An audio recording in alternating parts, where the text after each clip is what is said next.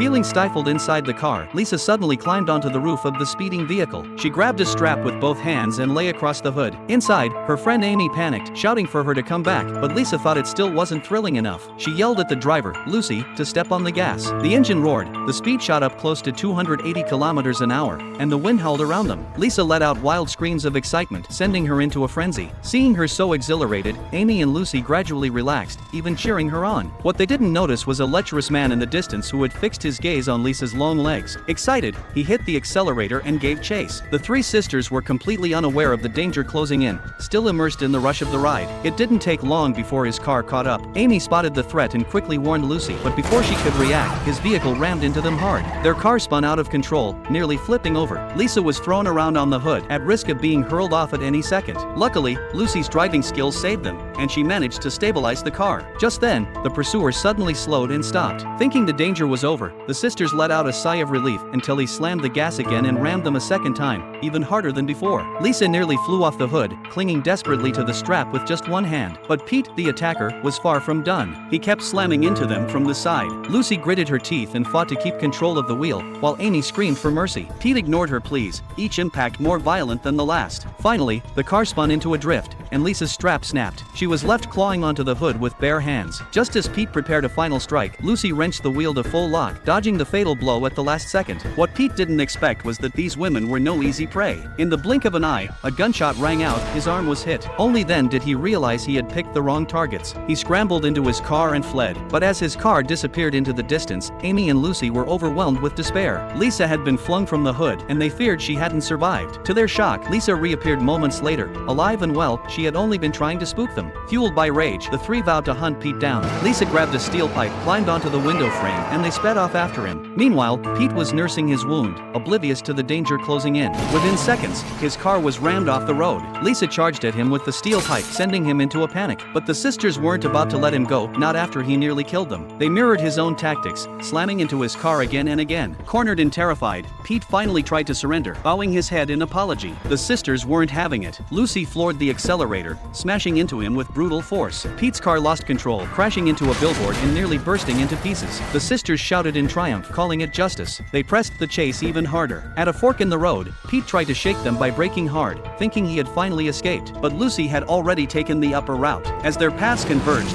she slammed into him head-on. His black sedan rolled several times before landing upside down. The sisters climbed out, dragged him from the wreck, and beat him like a ragdoll. At last, Lisa finished him off with a spinning kick, bringing Pete's life to a brutal end.